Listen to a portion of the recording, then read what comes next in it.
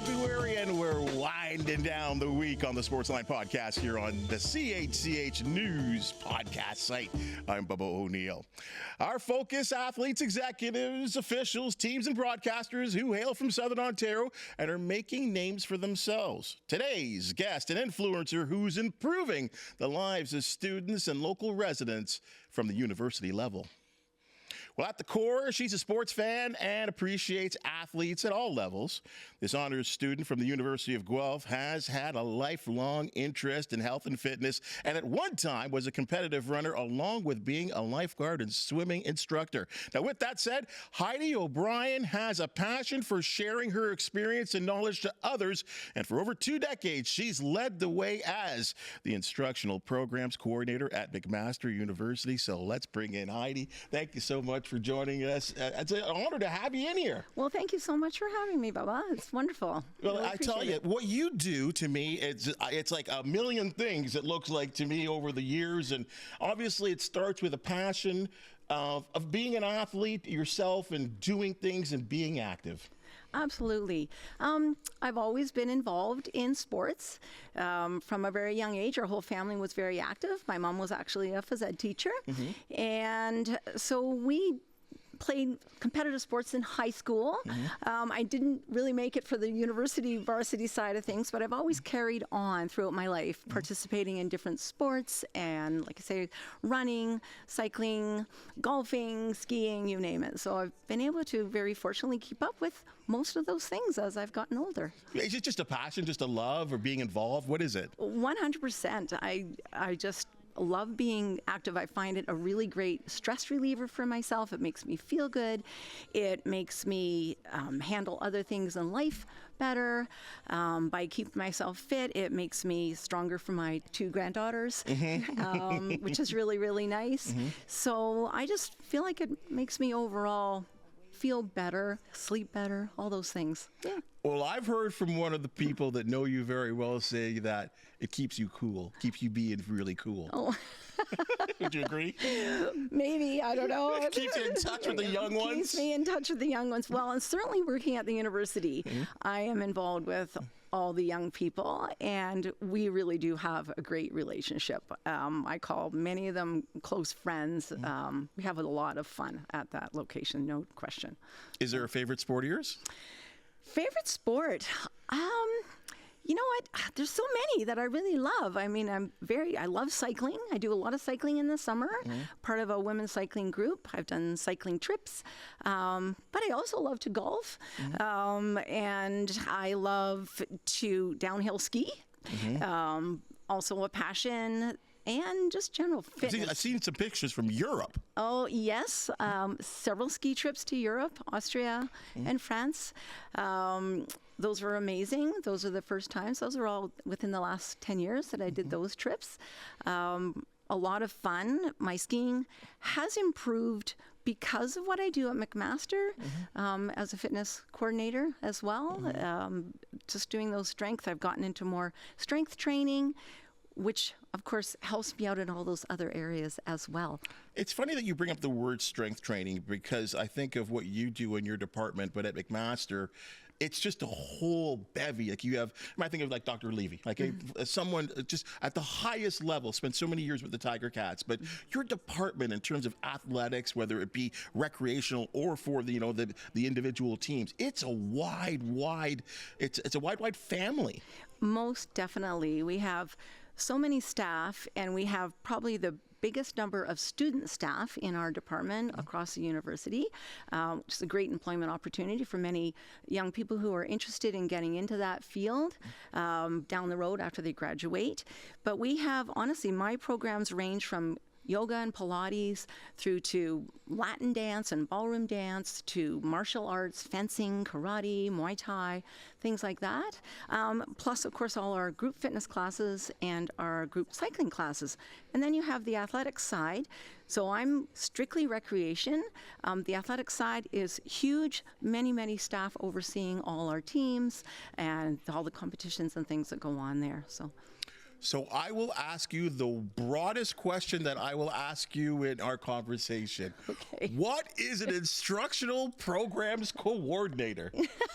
So, as an instructional programs coordinator, I go basically from the beginning. I will hire somebody. So, if I need a yoga instructor, for example, generally speaking, most people come to me first and reach out to me and say, hey, I've got these qualifications. Do you have a spot for me on your staff? So, and that covers all the areas of different types of things. So I would hire the staff. I do all the programming, so the scheduling, each semester. So our courses run basically 10 classes per term. Each semester, people register, so I enter all that data into our registration portal as well. I also do updates to the website pertaining to those instructional programs. I look after payroll for the instructional programs. Money. The money part. The money. And basically, I make sure the studios are in good shape. I've been known to sweep a studio to make sure it's kept up there. So it's really very, very broad ranging. So for instructional programs, and the same goes. A number of years ago, I became the group fitness coordinator. So I also hire group fitness instructors. They have to be certified with a special certification. So sometimes we'll run a program. It's all done through CanFit Pro. So we'll run a training program right on site. So I set that. I basically facilitate that. That helps train instructors who are right there and then come and teach for us as well. Well, I'm glad you brought that up because, first of all, let's establish the fact that who you're speaking to and who you're reaching out to is not necessarily the specialist athlete that, the football player, the women's swimming expert. You're speaking to the mass student base that want to be involved in maybe taking some time out away from their books, their studies, and enjoying a recreation. Yes, exactly. That is the message. So our programs are open to everyone, and the instructional classes in particular, almost all of them are offered at the beginner entry level. So if someone has never taken a hip hop class in their life, but hey, they want to try it and just have some fun, they can sign up for this class, and they're going to be taught hip hop. Most of our dance programs are taught by students who've had years of experience in dance. Maybe they've been involved in dance since they were 4 years old or whatnot. So they're working with peers, and they're going to learn. And they're open to anybody, students, staff, faculty, community, and everything's priced really, really reasonably. So that's the great part. They come in, they meet the instructor. There's a big group of them. They have the same group of people for 10 weeks. So that's what we do. And you can come in with no skill whatsoever. We offer some things at a little bit higher level. For example, we have an intermediate Latin dance program. Latin dance is quite popular. So we offer that at one up level because people will go beyond the beginner. They want to learn a little bit more, and maybe they're preparing for a special event or something like that where they want to show off those skills, right? So yeah, so that's why we love. We just want to bring students in. You're right. Get them away from their phones, get them away from their books, get them moving. Social media, yes. Meeting people, just really taking some time to have some fun. I think that's hilarious to think of the fact that there's someone out there that's maybe in their third or fourth year of being a doctor or trying to be a doctor, and they're like, hold on, I got to go for my Latin dance. Yes, right? Yes. I guess that's mentally healthy too, isn't it? Most definitely. Yeah. And our Latin dance, ballroom dance instructor, and we still have lots of people taking ballroom dance, which I think is terrific. The Latin and ballroom dance instructor, she's been there for longer than I have, I've been there 23 years. She's highly experienced and skilled. She loves working with these students as well. So yeah, that's the great thing. They sometimes will do social events outside of the class as well once they get those skills developed. So. Are you finding that not only are you having your instructors, that there are also people that have taken courses that may be at an advanced level and they want to teach as well? Yes, that's exactly how I will get some of my staff. So they've, like the dancers, for example, or karate. My karate instructor, he's been there for over 35 years. He just got inducted into the Canadian Karate Hall of Fame. He has received all kinds of awards, but he wants to share that. So he teaches karate at a beginner level.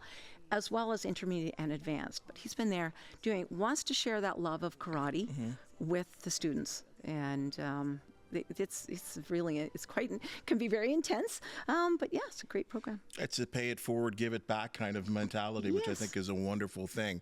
Tell me a little bit about the Pulse Fitness Center. So the Pulse Fitness Center, we had a brand new center open up just over 2 years ago. It's spectacular. 3 floors. Bottom floor has all mostly machines. Second floor is all your cardio equipment. And then the third floor is where we have our studios. So we have a cycling studio with about 36 bikes.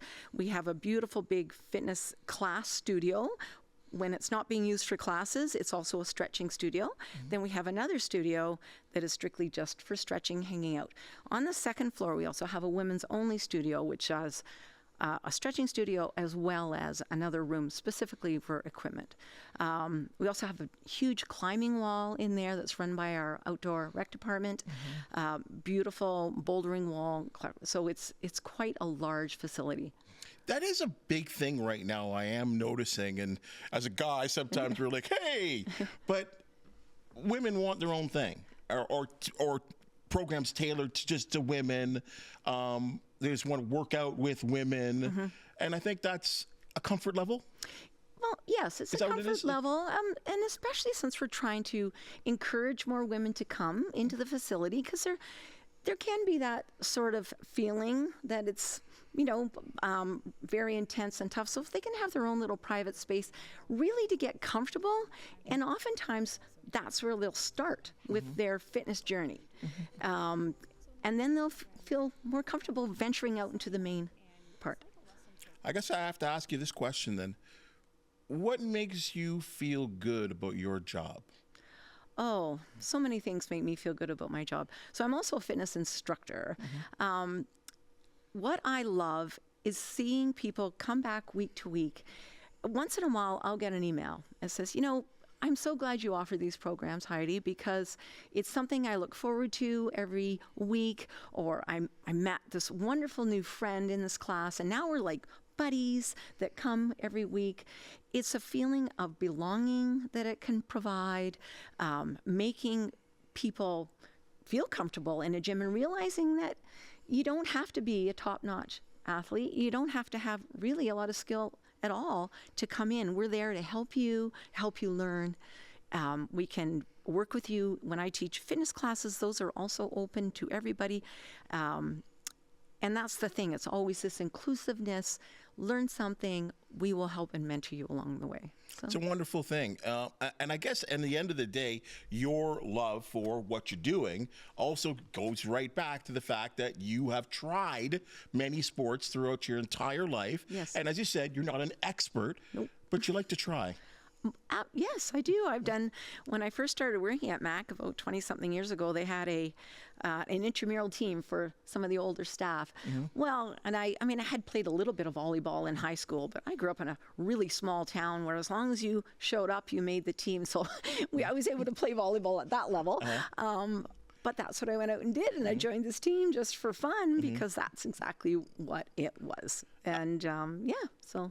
A little bit with the lifeguard thing there too. Oh, what was that all about? Oh, that was way back in high school, but that was an area that I have always been a swimmer. I did a bit of competitive swimming just in elementary and high school.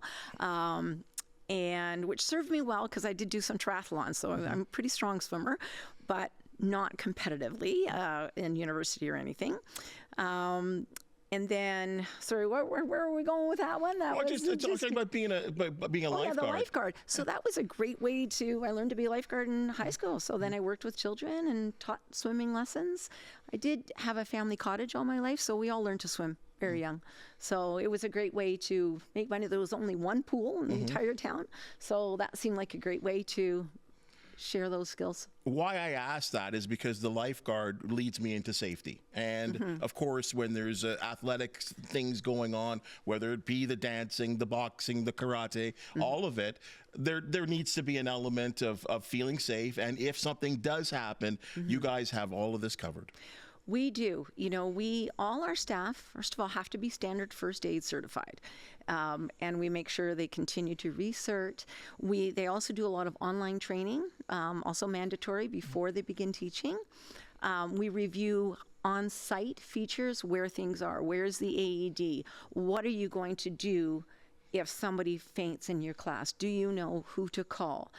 So they get all that with them on an individual level when I hire a staff person as well. Plus, there's a whole manual, of course, on all the things, what to do. If someone gets a bleeding nose, there's special protocol around handling blood and bodily fluids kind of thing. So they all get that training as well. So we make sure that they know and they get reminded, kind of just to remind themselves, are you prepared for an emergency? On campus, we have something called EFIRT, Emergency First Response Team. They're fantastic. So if we do have sort of a more important, more of an emergency, someone's fainting or they've had an injury with the weights, we can easily call EFIRT, and they are there literally within minutes, usually, during the school year. Again, that's a great feeling. And I think I need to also expand the fact that, and I know we've kind of said that, this is a lot for students and stuff like that, that people in the community, like you could be like myself or anyone else that works here, as long as you live in the community, you can be a part of this. 100%. So we have different price sets. So there's different ways you can access. For example, instructional programs are a little unique. We have what's called a non-member rate. So if you just want to come to the university and take ballroom dance, for example, you can. You just pay a little bit more. They're still very, very reasonable. All the courses have different fees because some of them are an hour, some are an hour and a half, some are once a week, some are twice a week, etc. But that's so anything from just coming in once a week as a non-member. We also have something called a base membership. So you can purchase a base membership to the facility, which will allow you to use our pool, our squash courts, our indoor track. We have a spectacular new indoor track that just opened up in January. If you purchase a base membership, then it gives you member rates on all those instructional programs. So, for example, 10 yoga classes, $30. Very, very, very reasonable. 10 dance classes by a professional instructor, $57. So as a member, so for someone, say they want to come in, they do want to use the pool, they want to play squash a couple times a week, they can pay a base rate. If they want to add on to that, so there's lots of options, if they want to add on and use our Pulse facility, then that's an additional fee. It's $24 a month that they can add on. So we have community members, they're not remotely interested in coming to the Pulse, or they don't want to even use the pool or anything. They just want to take a class. So they can. Or they can get that base membership. So maybe I know a lot of people who do that as well. They want to swim twice a week, but they also want to do Pilates. And then the people who want to get into the Pulse as well. So there's multiple levels. Anybody can come. I love that. I think that, and I think not enough people actually know that, because you can say, well, they have this, they offer this at McMaster, like, oh, that's for the students. You're right. I know there's a lot of people that would say that, but it's like, no, this is for the community abroad, and that Hamilton and Dundas and Ancaster should be extremely proud to have such a, long before the David Braley Center, as you well know, the facilities were good. But what they have now and what they've built over the last decade is you walk in there. I've said this 1,000 times to people. You walk in that David Braley facility and you're like, whoa. Yes. Like you're thinking you're at a U.S. college or some of these. I've seen some of them as well too. And you're matching right up with some of these facilities and the things that you can offer to the public. Right. Yes. It's amazing. It's we started out with the Ivor Wynn and those original gyms and whatnot. And it just kept expanding. Many years ago, we had an initial expansion, and then this one that's came into fruition 2 years ago with this Pulse was a huge addition, very, very big. So obviously, McMaster is number one, but in fairness, are we looking at like other schools? Are we looking at Brock? Are we looking? Are other universities offering these kinds of programs as well? Yeah, most definitely. We have sometimes in the past traveled to get an idea of what's going on in terms of offerings. We can look. Each university has things set up slightly differently. They'll have, coordinators who look after different areas. So mine might be unique in that I do instructional programs and group fitness. Somebody else at another university might do programs and camps. So we have a massive camps program. That's a whole job all on its own. We have intramural program, also huge. So we have someone who oversees intramurals. We have our whole outdoor recreation program. So this is all just the recreation side of things. So yeah, other universities, I know, I think University of Guelph had a big new fitness facility put on. Waterloo, not long ago, Waterloo, I noticed. Yes, and we have people actually coming and looking at our facilities to get an idea. They're generally dealing with the management level, so I'm not at the management level, so they're dealing with those upper levels who are taking them around and discussing all those things. You've obviously done a great job I think to do anything nowadays for 2 decades. I mean, obviously you've done a great job, and congratulations on that. Thank you. And congratulations on the growth of your programs, because that's exceptional, and the fact that you are reaching not just students, but as I said, people in the community. But you're also a mom. You're also a mom. I am a mom of 3 daughters. All right. Yes. Now, Yeah. I haven't met all of your daughters, but I have met one. Yes. Can you tell me a little bit about this one? Emily? This one right now. Oh, Who? Tell me a little bit about this one. Emily. Who's been a guest right here on the Sportsline Podcast? She has, and she's the one who sent you the little blurb that Inside McMaster did for me to highlight. Yes, that is my daughter, Emily. She is the middle one of 3, and she is just a gem, I have to say. She went through an experience in her 20s whereby she found herself in some trouble. She has a company called Comeback Snacks, which you're welcome to look into. But she came back from a very challenging situation, and fortunately, she and I are extremely close. I was able to support her through that. And she's come out of that, and she has developed this company, Comeback Snacks, who cater to trying to improve the lives of people who have been incarcerated. They try to hire people who have been incarcerated. They just started a brand new online program, comebackcatalyst.ca, which is an online learning program, helping people who've been incarcerated get back on their feet, try to develop their own business ideas. It's very, very new. It's just starting. So Emily was always very active. She was always a go-getter. She had her own little job when she was in grade 6 and toting little newspaper route, and then she worked at McDonald's, and then she's always been an entrepreneur. So yeah, she's doing great. But she has an energy about her from the first time I met her and didn't know her story. And I was like, this girl's a live wire, man, right? And then to learn her story, and as you well know, as you said, it was a dark time. There were some dark days for her.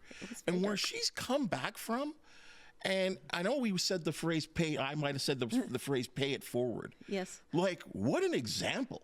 Like, I'm blown away by it. And I've seen her on CBC and the City and CHCH and everywhere, spreading the good word of what she's done. Yes. And what she's doing is not only successful, but it's like a second chance. Almost. And like you said, the comeback, Yes. And then I remember her always saying to me, like even on the podcast, everybody loves a good comeback. And it's true. Yes, a good comeback and second chances, and kind of around the idea that we've all made mistakes of some form or other in our lives. Some are bigger mistakes than others, but you don't want to have to be judged for the rest of your life because of some error you made in judgment at some point in your life, or something happened, that there's room to come back and improve and be a better person coming out of that. And that is 100%. Like, she believes in that so strongly. She's got a really big heart, and she really believes in helping people make that change.